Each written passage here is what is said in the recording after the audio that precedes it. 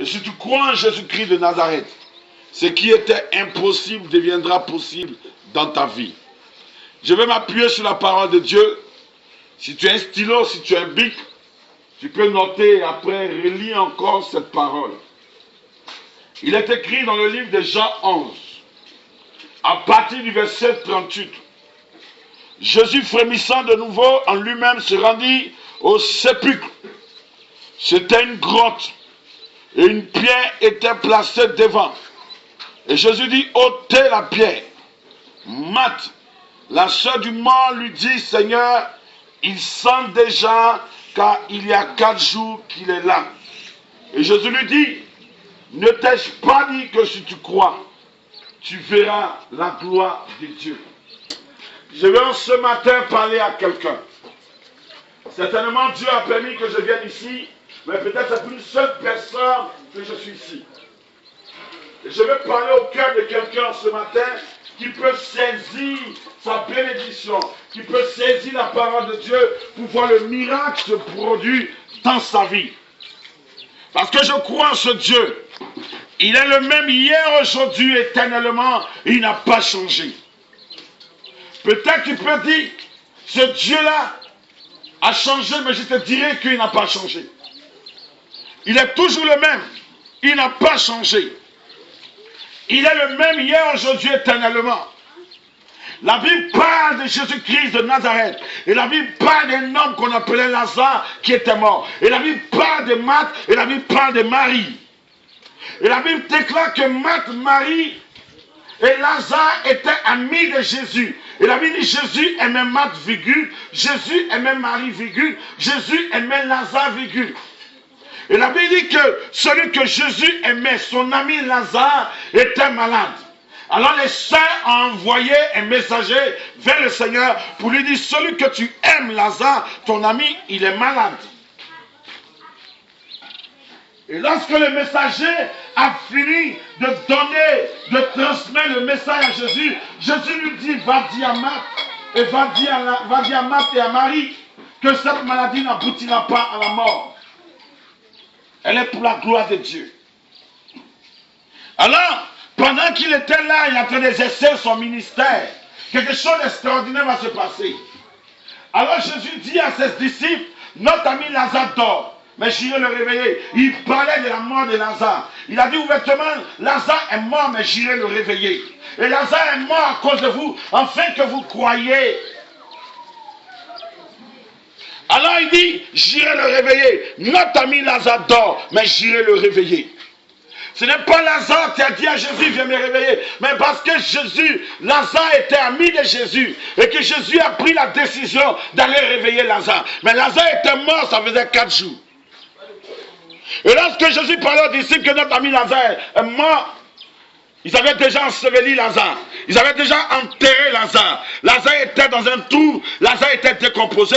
Lazare pourrissait. Lazare se décomposait. Il y avait des asticots sur Lazare. Il y avait des bêtes sur Lazare. Il y avait des asticots sur Lazare. Lazare sentait déjà. Lorsque Jésus a dit, j'irai le réveiller. Parce que Lazare était enterré. Le premier jour, le deuxième jour, le troisième jour, le quatrième jour, il était dans le tombeau. Jésus a parlé à ses disciples le quatrième jour où Lazare était décomposé. Écoute-moi bien ce matin, frère. Et vous, tu te souviens de la parole de Dieu. La Bible dit que lorsque Jésus-Christ est entré à Bethanie et qu'il allait séjourner chez Marthe, chez Marie, chez Lazare, la Bible déclare que c'est la même Marthe qui a dit à Jésus, Marthe, Jésus, ne t'inquiète pas de ce que ma soeur ne fait rien. Et Jésus dit, Marthe, pourquoi tu t'inquiètes pour peu de choses? Marie a fait la bonne part qui ne lui sera point ôtée. La bonne part qui ne te sera point ôtée est la parole de Dieu. Lorsque nous lisons la parole de Dieu, la Bible dit qu'on venait d'enterrer Lazare. Lazare était dans le sépulcre. Lazare était mort. Et Jésus avait pris la décision d'aller réveiller Lazare. Oh frère, sois ami de Jésus. Jésus a pris la décision d'aller réveiller Lazare. Il a pris la décision de venir et d'aller réveiller Lazare.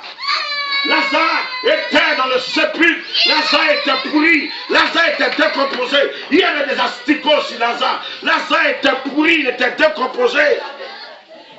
Mais Jésus dit, j'irai réveiller Lazare.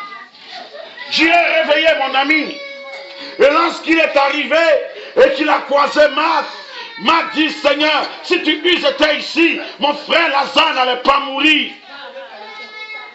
Jésus dit, ton frère ressuscitera. M'a dit, Seigneur, je sais que tu es le Fils de Dieu. Tout ce que tu demanderas à ton Père, il le fera. Mais mon frère ressuscitera à la résurrection des morts. Jésus dit, Marc, ne t'ai-je pas dit que je suis la vie? Ne t'ai-je pas dit que je suis la résurrection et la vie? Si quelqu'un croit en moi, même s'il meurt, il vivra. Crois-tu cela? Est-ce que tu crois que Jésus-Christ est capable de changer ton identité?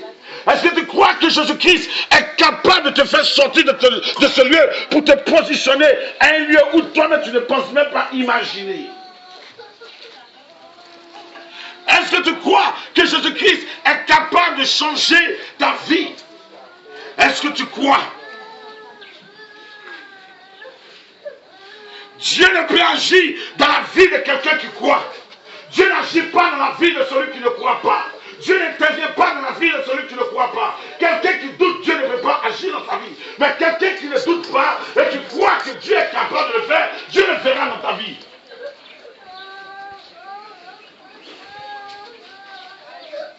Est-ce que tu crois?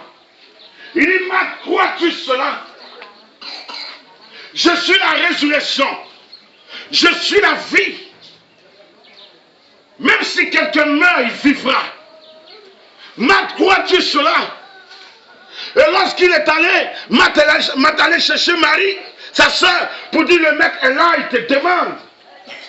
Et la Bible déclare, lorsque Marie est arrivée auprès du Seigneur, elle se prosternait face contre terre, elle priait, elle dit, Seigneur, si tu eusses été ici, mon frère Lazare n'allait pas mourir. Parce que Marc et Marie savent que Jésus-Christ, il est le Dieu qui guérit, il est le Dieu qui soigne, il est le Dieu qui donne la vie, la guérison, il ressuscite les morts, il ouvre les yeux aveugles, il fait marcher les paralytiques, il fait parler les muets, il fait entendre les sourds.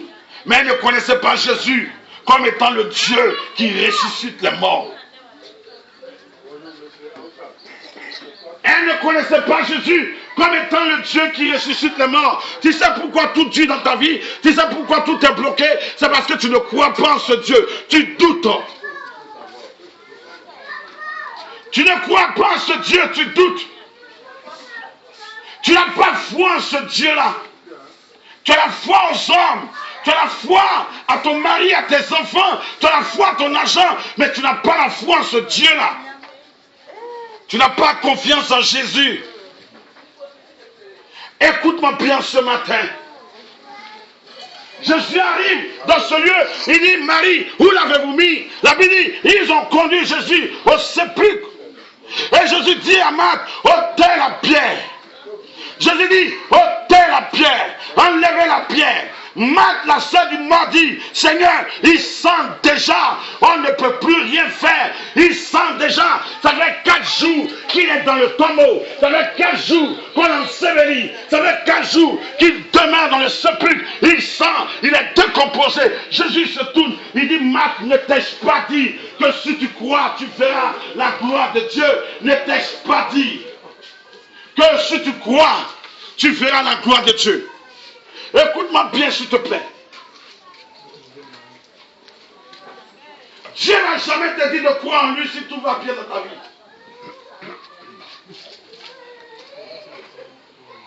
Dieu n'a jamais te dit de croire en lui si tout va bien dans ta vie. Dieu te dira, aie confiance en lui quand l'impossible sera au devant de ta vie. Quand les difficultés se présenteront devant toi, là où tu n'imagines pas, là où tu dis tout est terminé, tout est fini, là où tu dis on ne peut plus rien faire, c'est en ce moment le Seigneur te dit, crois. Écoute-moi bien. Marc croit. Devant la mort, il dit à Marc de croire. C'est devant tes difficultés que Dieu te dira, crois en moi, aie confiance en Jésus. devant un cadavre qui est décomposé, devant un cadavre qui est dans le sépulcre, devant un cadavre qui est enterré, qui est décomposé, Dieu regarde Marthe et puis dit Marthe, crois seulement. Marthe, ce qu'elle a dit, c'est une vérité physique en disant Seigneur, il sent déjà, c'est une réalité, mais Dieu ne parle pas le langage des hommes, Dieu ne raisonne pas comme l'homme raisonne, Dieu ne pense pas comme l'homme pense à sa manière, l'homme réfléchit à sa manière, l'homme parle à sa manière, mais Dieu n'a pas le langage des hommes. Il dit Marthe, ne t'ai-je pas dit que si tu crois, tu verras la gloire de Dieu. S'il te plaît, tout peut être gâté au devant de toi, tout peut se bloquer au devant de toi, tout peut se bloquer. Tu regardes, tu dis, il n'y a pas d'issue. Là où il n'y a pas d'issue, là où il n'y a pas de chemin, là où tout est mélangé, là où tout est bloqué, sans ce moment Dieu dit, crois en moi. Dieu ne viendra jamais te dire de croire en lui si tout va bien. Si tout est facile, c'est devant la gravité des difficultés que l'Éternel te dira de croire en lui. Est-ce que tu crois? Est-ce que tu crois? Voici quelqu'un qui est pourri et rien. Marthe, ne t'ai-je pas dit que si tu crois, tu verras la gloire de Dieu? Marthe, ne doute pas. Marthe, ne doute pas. Marthe, ne sois pas incrédule. Comme Dieu dit à Thomas, Thomas, ne sois pas incrédule, crois seulement.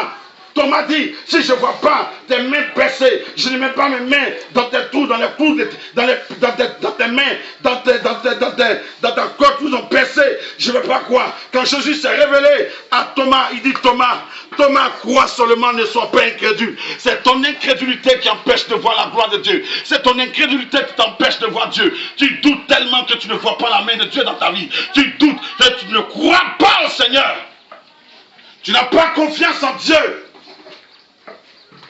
C'est comme ça que tout est bloqué dans ta vie. Tu doutes. Et tu ne crois pas que Dieu est capable de changer ta vie. S'il te plaît, je prêche un Dieu qui est vivant. Je prêche un Dieu qui est puissant. Je prêche un Dieu qui est capable de changer ta vie. Si ta vie ne bouge pas, c'est que tu doutes. Tu ne crois pas. Il dit ôtez la pierre. Elle dit Seigneur, il sent déjà. Mais le Jésus sait qu'il sent. Mais ça n'a pas empêché. Jésus dit ôtez la pierre. Oui, tu dis c'est gâté. On ne peut plus rien faire. Oui, tout est bloqué. Il n'y a plus d'issue. C'est là le Seigneur dit mon fils, aie confiance en moi. Il est le Dieu des cas impossibles. Là où la main des hommes s'arrête, lui, sa main agit. Il est le Dieu qui ne t'a pas abandonné. La Bible déclare qu'il change le désert en étang d'eau. Il est le Dieu qui a fendu la mer. Il est le Dieu qui a marché sur les eaux. Il est le Dieu qui a ordonné à la mer de se calmer, au vent de faire silence. Il est celui-là même qui te connaît avant la fondation du monde. Il connaissait ta vie. Son nom est Jésus-Christ de Nazareth. Il dit, Marthe, ne t'ai-je pas dit que si tu crois, tu feras la gloire de Dieu. Il intervient là où la main des hommes est limitée. Il intervient là où l'homme ne peut rien faire. Il intervient là où l'homme est bloqué. Il intervient là où l'obstacle dépasse l'entendement humain. Il intervient où l'homme ne peut plus agir. Je suis venu dire à quelqu'un, si tu es bloqué en face des difficultés, si tu es bloqué en face des situations difficiles, si tu ne peux plus rien faire, il y a quelqu'un qui peut intervenir. Il y a quelqu'un qui peut agir. Il y a quelqu'un qui peut te débloquer. Il y a quelqu'un qui peut débloquer ta situation. Il te sera difficile de ne pas voir la bénédiction dans ta vie si tu ne crois pas en Jésus-Christ de Nazareth. Marthe, ne t'ai-je pas dit que si tu crois, tu verras la gloire de Dieu. Quelle que soit la durée de ta maladie, il est capable de te guérir. Quel que soit ton problème, il est capable de te guérir. Il y a un Dieu pour toi. Il dit, Marthe, ne t'ai-je pas dit que si tu crois, tu verras la gloire de Dieu. Frère, crois au Seigneur Jésus-Christ de Nazareth. Lui, il a vécu la mort. Il a vécu la mort. Pour toi, il a été battu de verge. Pour toi, ils ont craché sur lui. Pour toi, ils l'ont battu, ils l'ont frappé, ils ont craché sur lui, ils ont lui arraché la barbe, ils l'ont battu, ils l'ont crucifié à la croix, ils l'ont tué, son sang a coulé, ils l'ont enterré. Le premier jour, il est allé au séjour de mort pour évangéliser. Le troisième jour, il est sorti du tombeau. Si la mort n'a pas pu retenir Jésus, rien ne pourra le retenir. Rien ne pourra retenir ta situation. Si la mort n'a pas pu retenir Jésus, attache-toi à celui qui a vécu la mort et qui a vécu la mort, que la mort n'a pas pu retenir. Alors je suis venu te dire, ta situation ne pourra pas te retenir si seulement si tu crois au Seigneur Jésus-Christ de Nazareth. Alléluia. Hey. Voilà. Alléluia. Marthe a cru. Jésus dit, ôtez la pierre. Ôtez la pierre. Qu'est-ce qui est possible à Dieu? Qu'est-ce qui est possible à Dieu? Jésus-Christ est capable de te positionner. La Bible dit, il prend celui qu'on ne considère pas et le fait asseoir au milieu des grands. Oh, j'ai vu un Dieu. Il est le Dieu de la multiplication.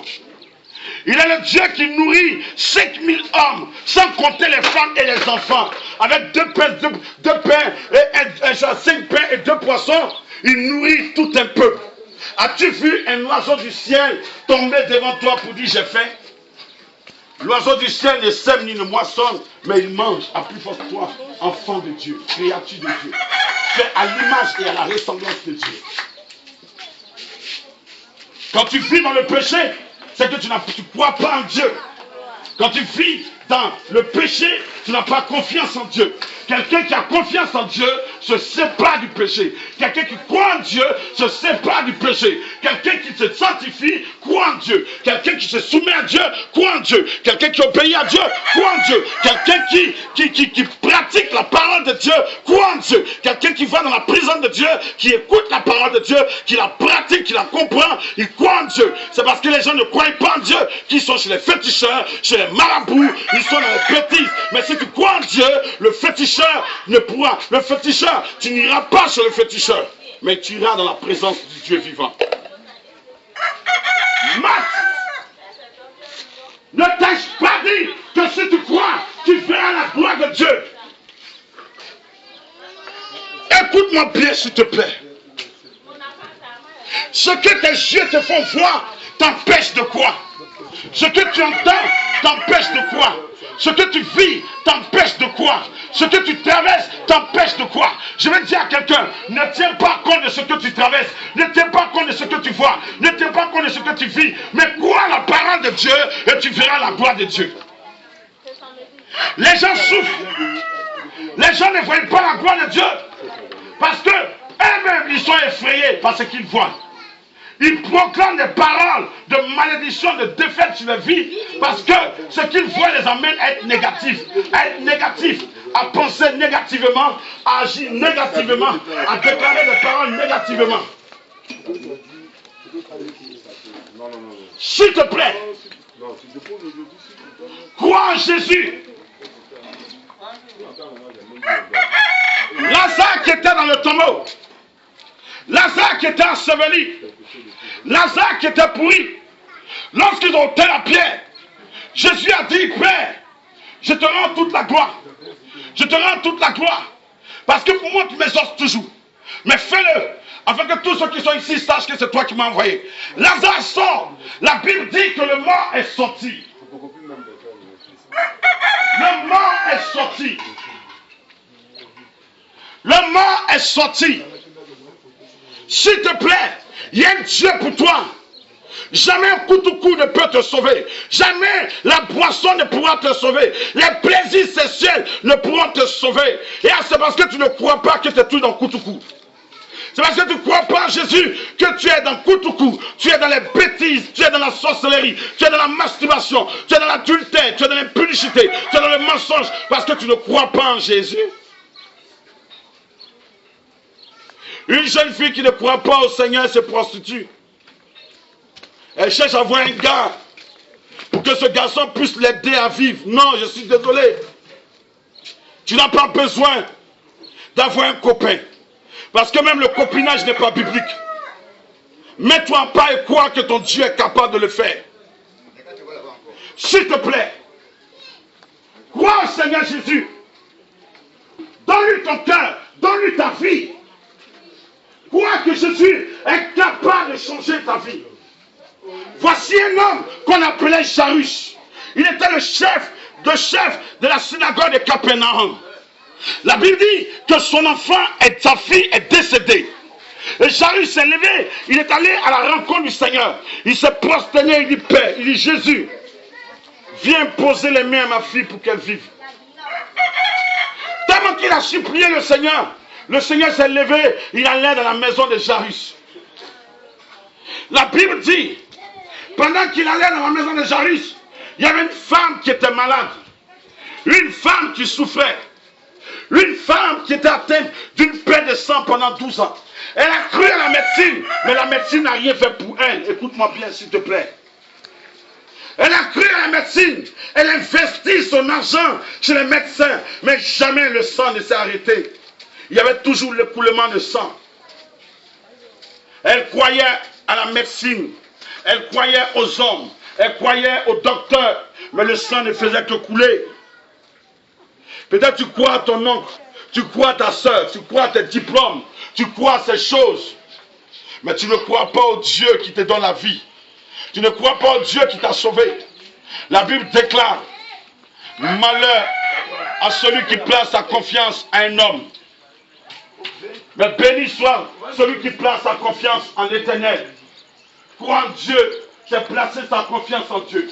Crois en Dieu, c'est placer sa confiance en Jésus-Christ de Nazareth. Cette femme, pendant que Jésus-Christ passait, cette femme, pendant que Jésus-Christ traversait, elle a dit en elle-même, si je puis toucher le bord de son vêtement, je serai guéri. Elle a cru, elle dit, si je le touche, je crois que mon problème peut s'arrêter. Elle a manifesté la foi. Elle n'est pas assise, elle s'est levée. Frère, lève-toi et crois en Jésus. Aie foi en lui. Elle a cru à la personne de Jésus. Je suis venu te dire sans te penser un sou, à cause du fait qu'elle a cru que si elle touche le pan de sa robe, le sang va s'arrêter. Le sang s'est arrêté. Parce qu'elle a cru en Jésus. Elle a cru que Jésus est la personne qui peut la guérir. Jésus est la personne qui peut arrêter son mal. Elle a cru au Seigneur. Elle n'a point douté. Elle est allée à la rencontre du Seigneur. Elle a touché le pan de sa robe. La Bible dit aussitôt le sang s'est arrêté. Ton problème ne s'arrête pas parce que tu ne crois pas en Jésus. Ton problème ne s'arrête pas, tes difficultés ne s'arrêtent pas. Parce que tu ne crois pas au Seigneur. Tu doutes. Tu ne crois pas. C'est pour cela que ta maladie persiste. Tu ne crois pas. C'est pour cela que ton problème persiste. Tu ne crois pas que Dieu est capable de décanter des situations dans ta vie. Crois au Seigneur Jésus. Crois en Dieu. C'est parce que tu ne crois pas. Tu ne crois même pas à sa personne. Parce que tu ne crois pas en lui que tu ne lui donnes pas ta vie. Si tu crois au Seigneur Jésus, tu lui donneras ta vie. Si vous voyez des personnes qui ne vont pas à l'église, c'est parce qu'ils ne croient pas en Jésus.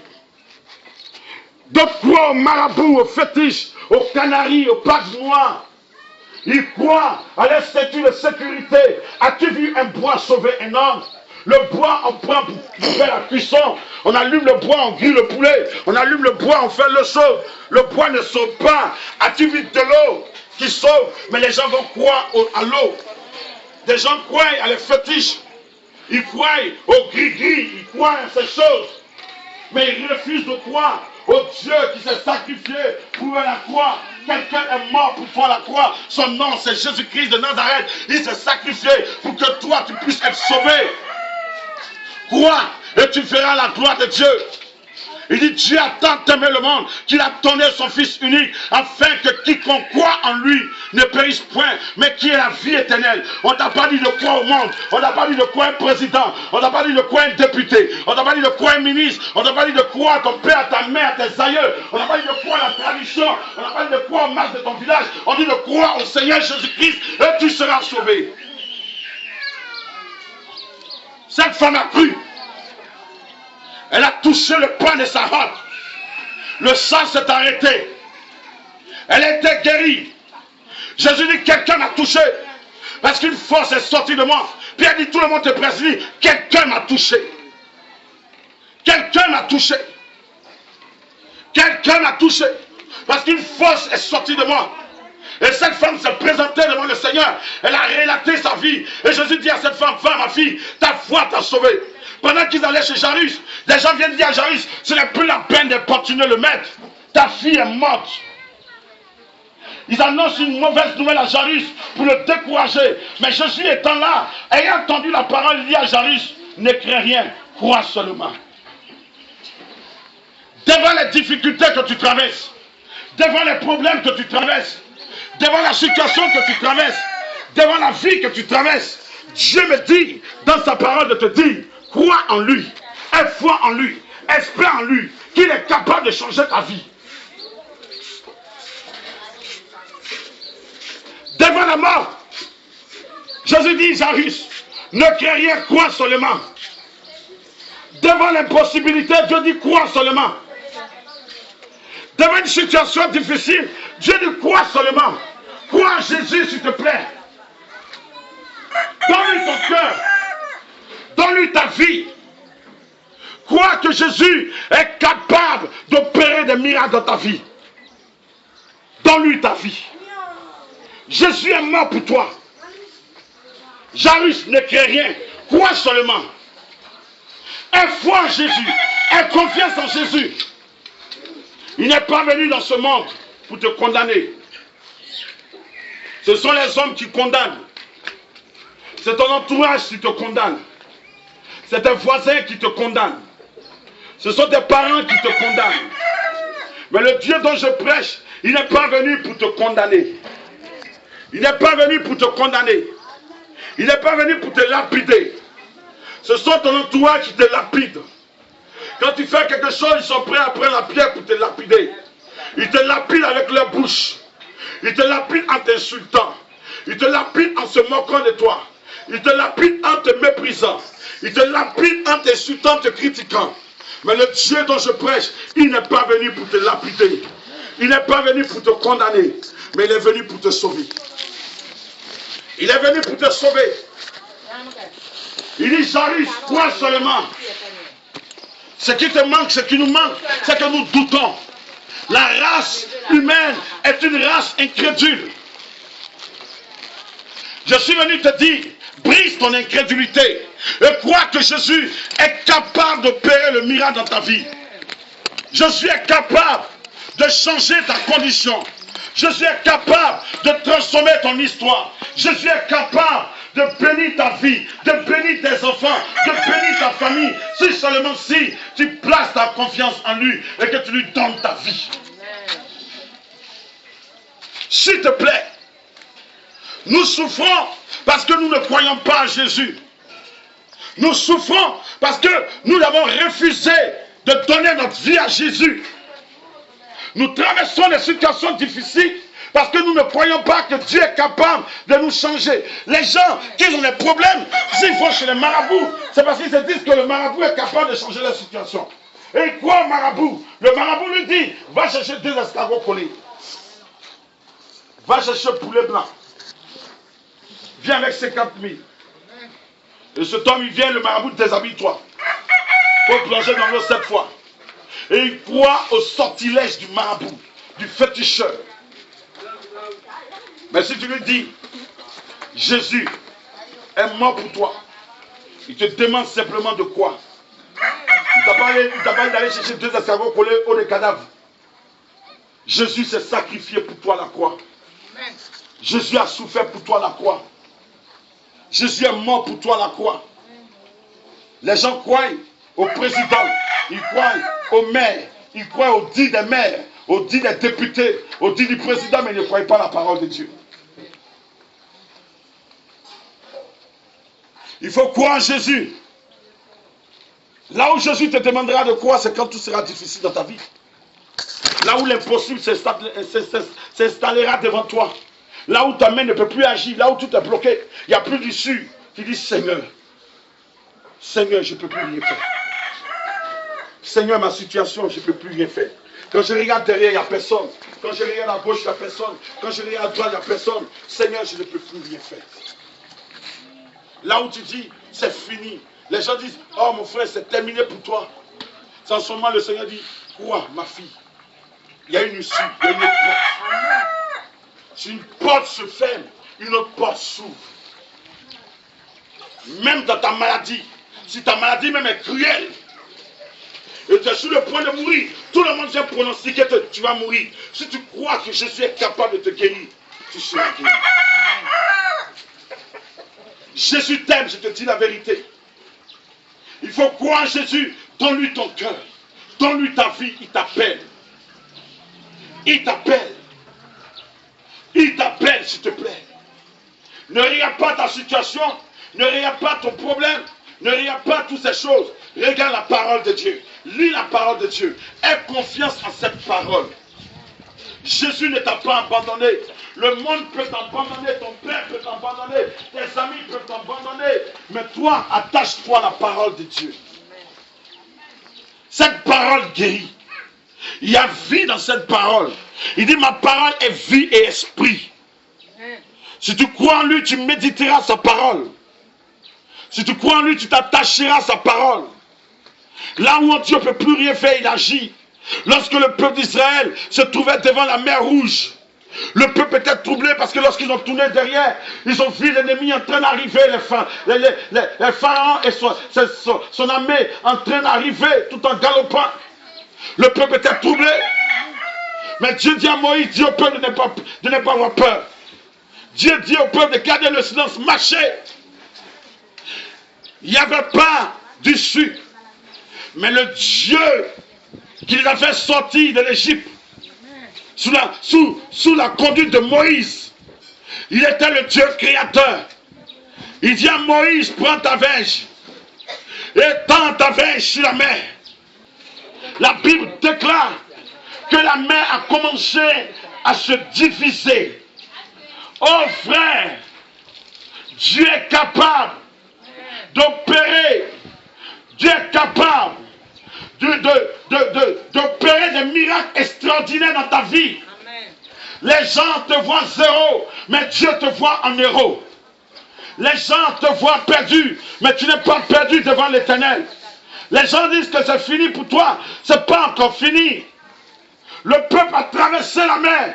Plus de 600 000 hommes ont traversé la mer à sec. Ce n'est pas la main d'un homme qui a divisé la mer Rouge.